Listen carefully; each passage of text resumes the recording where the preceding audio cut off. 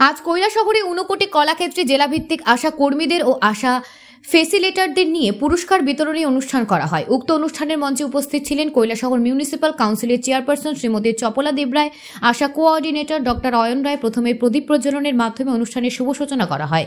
এরপর জেলার মোট 5 জন আশা কর্মীকে ও 3 জন আশা ফেসিলিটেটর কর্মীকে মানপত্র ও 3000 টাকার এক চেক ও ট্রফি তুলে দেওয়া হয়। এই মহতী অনুষ্ঠানে শতাধিক আশা কর্মী ও আশা ফ্যাসিলিটেটর উপস্থিত ছিলেন। আজকের সব বক্তাই তাদের বক্তব্যে আশা কর্মীদের ভূয়সী প্রশংসা করেন, কিন্তু পরিতাপের বিষয় আশা কর্মীদের কোনো বেতন বা ভাতা দেওয়া হয় না।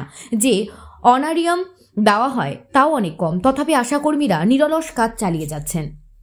একজন আশা ফ্যাসিলিটেটর আন্ডারে প্রায় 10-12 জন, অ্যাভারেজ 10-12 জন, তার অত্যধিক এর বেশিও থাকতে পারে, আশা কর্মী রয়েছেন এবং তারাও সেই আশাবিদদের সঙ্গে খুব ভালো সংযোগ স্থাপনের মাধ্যমে আমাদের বিভিন্ন প্রোগ্রাম এবং বিভিন্নভাবে তারা আশাবিদদের সহায়তা করছেন।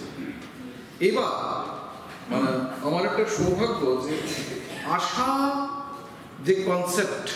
আশা কনসেপ্ট সর্বপ্রথম শুরু হয়েছিল NHM আশা করে, national rural health mission, that was earlier.